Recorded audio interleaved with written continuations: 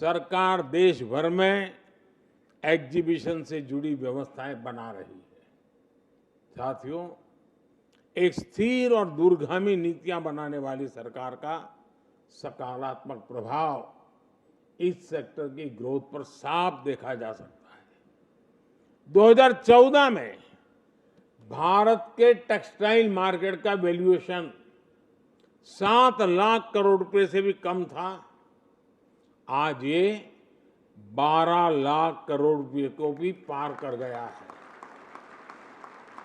पिछले 10 साल में Bharat yarn production, fabric production और एपरल प्रोडक्शन तीनों में ही 25% की बढ़ोतरी हुई है। सरकार का जोर इस सेक्टर में क्वालिटी कंट्रोल पर भी है। 2014 के बाद से ऐसो 380 के करीब BIS स्टैंडर्ड्स बनाए गए हैं, जो टेक्सटाइल सेक्टर की गुणवत्ता को सुधारने में मदद कर रहे हैं।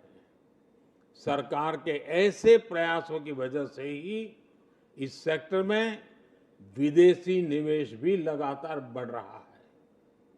2014 के पहले के 10 वर्ष में जितना FDI आया था, उससे लगभग 2 गुना FDI इस सेक्टर में हमारी सरकार के 10 साल में आया है। साथियों, भारत के टेक्सटाइल सेक्टर की ताकत को हमने देखा है और इससे मुझे बहुत अपेक्षाएं हैं। आप सभी क्या कुछ कर सकते हैं, ये हमने कोविड के दौरान अनुभव किया है। जब देश और दुनिया PPE किट्स और मास्क की भारी कमी से जूझ रही थी, तो भारत का टेक्सटाइल सेक्टर आगे आया। सरकार और टेक्सटाइल सेक्टर ने मिलकर पूरी सप्लाई चेन को एकजुट कर दिया। रिकॉर्ड समय में देश ही नहीं, बल्कि दुनिया तक पर्याप्त मास्क और किट पहुंचाए।